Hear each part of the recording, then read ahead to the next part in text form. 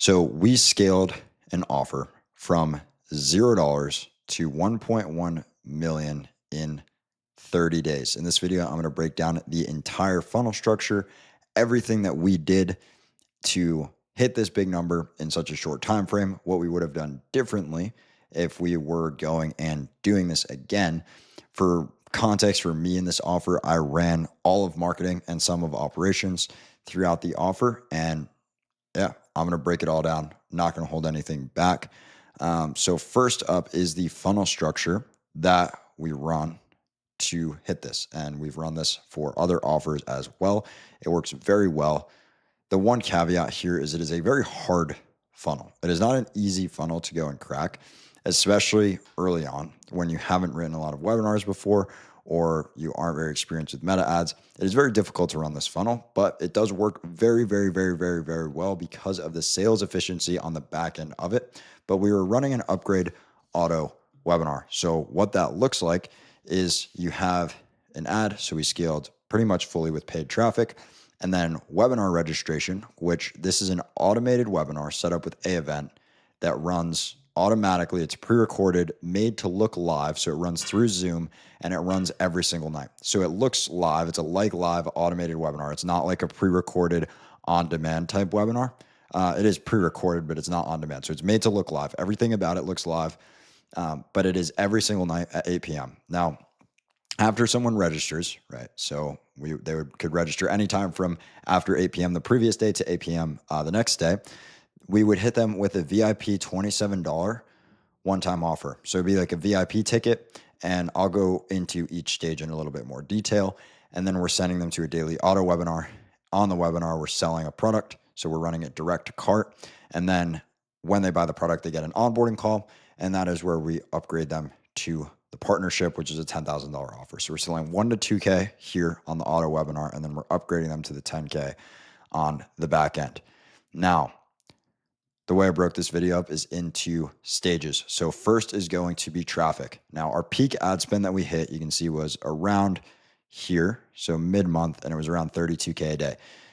You can see there are obviously huge fluctuations to our ad spend.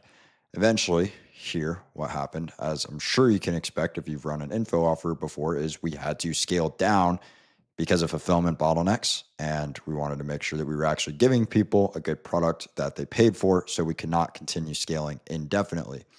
However, we did get up to a fairly high ad spend here, peaking at 32K a day. Now, the biggest thing with traffic is do not try to reinvent the wheel. When you are running ads at high spend, you can get creative. You can go make angles that people aren't doing. You can go do all of these different things. You can try to go do something that's never been done before, whatever. But if you are trying to scale an offer, if you're trying to scale from 30 to 100K a month, from 100 to 250K a month, and you're not even consistently spending 5 figures a day on ads, just do not try to reinvent the wheel. Just take what's working, recreate it for your offer, make it make sense for your offer. You can put a little bit of a spin on it and make that wheel better, but don't just invent this new structure for writing ads. You should absolutely be swiping your ads from what is working. The way that I do this is I use AdSpy. I like it the best out of all swipe tools that I personally have used because you can sort by likes. So you can actually see generally what is performing pretty well. So I'll use AdSpy. I do combine it with Meta Ads Library too, just because I like the UI a bit better on Ads Library. And then I just use TurboScribe to pull the transcript. So I'll go on here. I will download the video from AdSpy. I'll pull it into TurboScribe and I will transcribe the video. And then I'll put that into Claude and rewrite it for the offer that I am running. It is easiest if you pull from adjacent niches. For example, if I'm running a TikTok shop offer, which is what this offer was, then maybe I want to pull from an e-com offer, or maybe I want to pull from a drop shipping offer. And that's the ads that you pull. They're going to be pretty similar in structure. After you run ads at decent scale, you'll realize that a lot of ads and info are just swipes of each other. A lot of them are very, very, very similar. So yeah, just don't reinvent the wheel. Just swipe what is already working, make it for your offer. Next thing, data is key. This is a glimpse into the data that we track. It is not all of it, but we track copious amounts of data. I personally am kind of old school with this. I like Google Sheets. I am currently building an attribution software, fully custom for info. We have a dev team working on that. It is coming out fantastic. Very excited for that. During this scaling period, we used ClickMagick as our attribution software, which is a first-party attribution. It's similar to Hyros. I like it a little bit better than Hyros, but very good attribution software. But you can see I keep track of the funnel metrics as well as our ad creatives just in Google Sheets. It is pretty simple, but you need to know your numbers because if you're not tracking your numbers, you can't go and fix them. So when you're trying to scale or trying to make an offer more efficient, something that I really like to emphasize is just having front sight focus on one thing that you are trying to fix at that time. So you need to be performing bottleneck analysis and figuring out what numbers are bad. And then you need to be allocating all of your resources at going in and fixing them. So say we realize that our show rate is really bad on a webinar. Say we're at like a 15% show rate or something, which is horrible. Then it's like, okay, now we're going to allocate our team. We're going to allocate our marketing resources to getting our show rate up. Maybe we need to send more emails. Maybe our email deliverability is cooked. Maybe we need to warm up a new sending domain. Maybe we need to send from a different IP address. Maybe it's something with the SPF records. We need to be allocating resources to show rate. If you don't know your show rate, maybe then you're allocating resources to ads when your front end metrics are really good and your ROAS is okay, but you're allocating resources to the completely wrong place because you don't know your data. So you need to know your data. You also need to have data integrity. So you need to be able to trust that the data is correct, which comes from having actual attribution, from having first party attribution, from having custom domains, a whole bunch of things, a full tech stack setup, sending like different events to the pixel, making sure you have a good match score in Meta, making sure you're sending server and client side events. It gets complex for sure. And it can really get as complicated as you make it. But having real good data is extremely, extremely, extremely important. And you just need to know your numbers. Now, this is really the cycle of ads. And this sheet over here is literally just a winning and losing ads database of a bunch of ads. So the process is like find winners, use those winners to make more winners. So toss the winners into Claude, analyze the winners, figure out why they worked. So go a level deeper than just swiping your own ads. So find out why were these ads winners, use that to make more winners. And then out of this batch, you just find more winners and then use it to make even more winners. So it's just the same cycle over and over again as you can learn from your own ads. So when you go test ads, you don't just test them to find winners and keep them running. You test them to find out what actually works, figure out why those ads are winners, and then go from there. It's not just like test 10 ads, pick the 2 that were good, and then test 10 more fresh ads. It's pick the 2 that were good, figure out why they were good and why they performed, and then you go use that to go and write more ads to test. And then you just get better and better and better over time.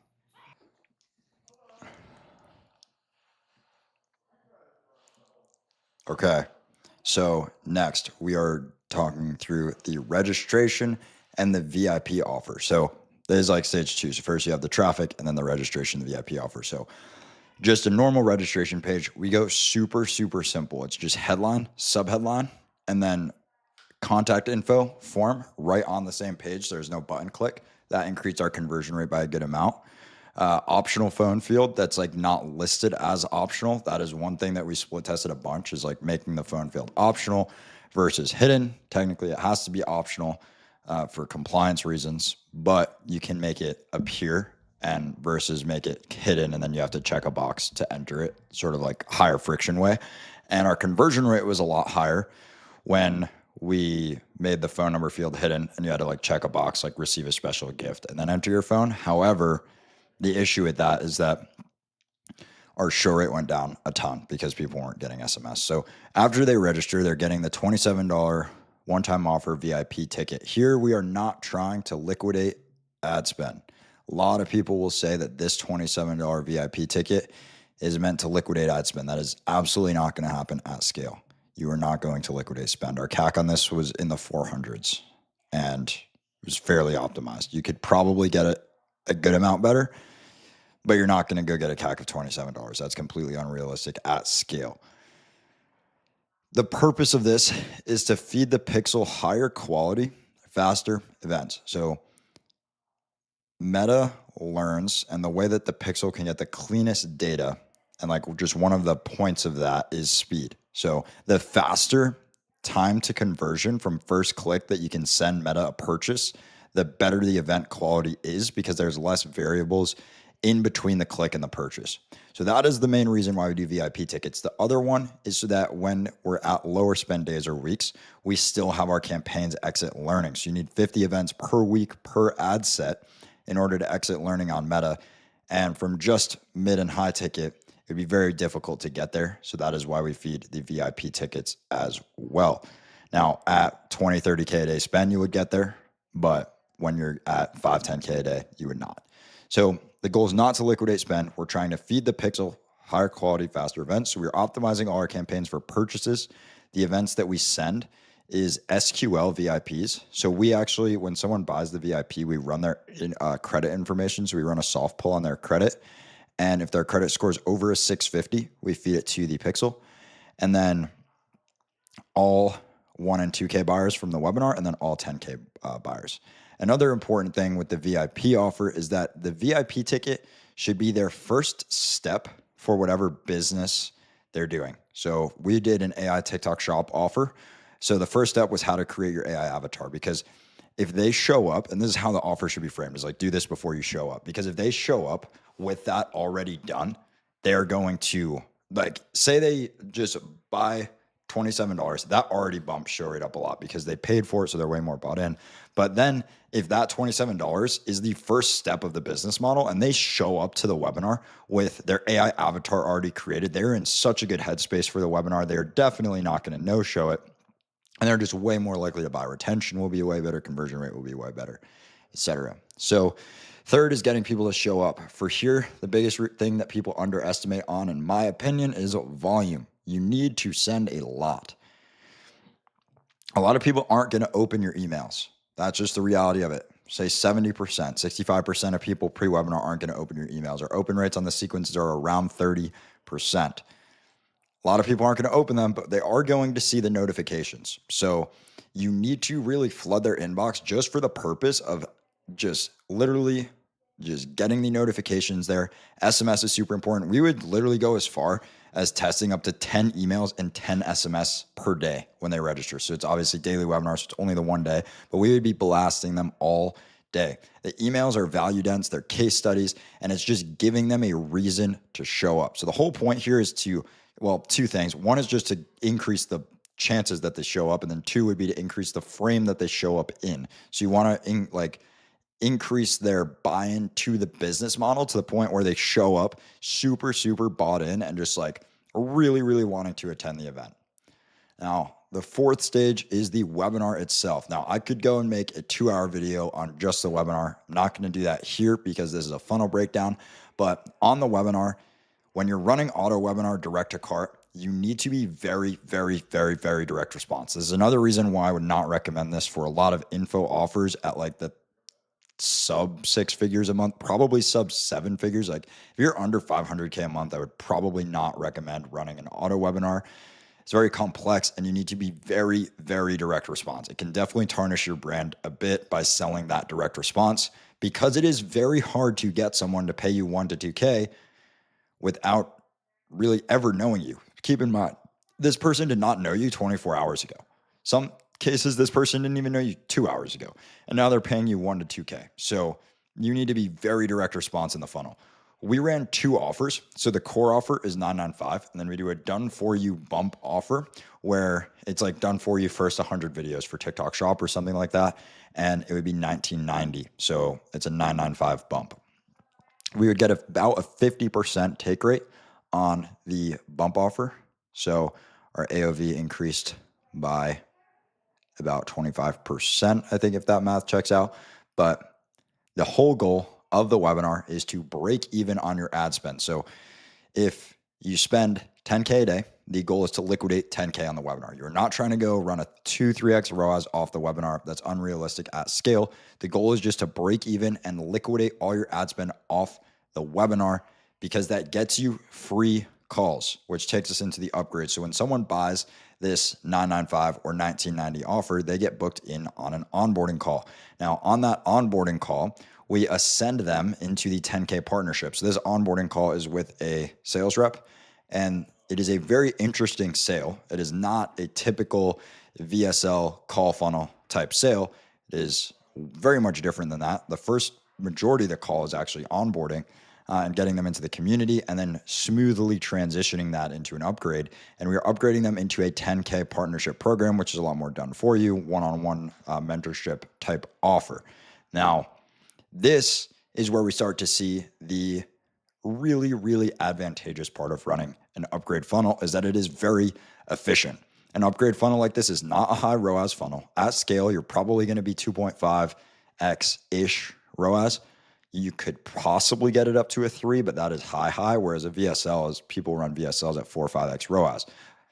However, with an upgrade funnel, you can run at $1 million a month pretty easily with 3 closers. Probably could do it with 2, but we did have 3 when we did this. The reason why you can do that is because everyone who is hopping on a call has already paid you $1,500. So that is your cost per call, assuming you have around a 50% take rate. Your AOV would be like $14.95. So your cost per call is $14.95, but you're also making $14.95 because they're paying you to hop on the call. So the intent of the person on the call is so high. We would ascend about 30% of people on calls. Our sales process was far from dialed in when we ran this month back in March, but we still ascended around 27 to 30% of people who hopped on calls. The show rate was around 90% because it's just an onboarding call, so everyone's going to show up. And the close rate was very high because of the intent of the prospect that's on the call. They have already paid you 1 or 2K. So that's a financial qualifier in itself. Plus the purchase optimization from the Pixel, which we feed the high ticket, the mid ticket, and the SQL VIPs to. And the person is just a buyer, like they're in a buyer's mindset. Plus the onboarding call is within 1 to 2 days after the webinar. So the intent of the person is just so high that the sales efficiency is extremely good. You do not need a lot of closers. It is an easy team to manage.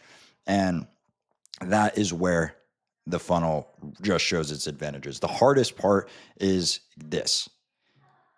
If you are running this funnel, you would know, and it is the truth, that the hardest thing by far to optimize is the 1x ROAS off the webinar. Now, if you can get this, if you can break a 1x ROAS off the webinar, this upgrade should be very easy. Should not be a problem at all. It could be for sure, and that's definitely why you track your data and run bottleneck analysis, because it wouldn't be the first time that sales is the problem in this funnel. However, the webinar is by far the hardest thing to crack. So that is a funnel breakdown of the entire funnel that we ran to scale from 0 to $1.1 million a month in 30 days. I plan on posting a lot more of these, going very deep into specific topics. So like and subscribe, and next video should be coming out here soon.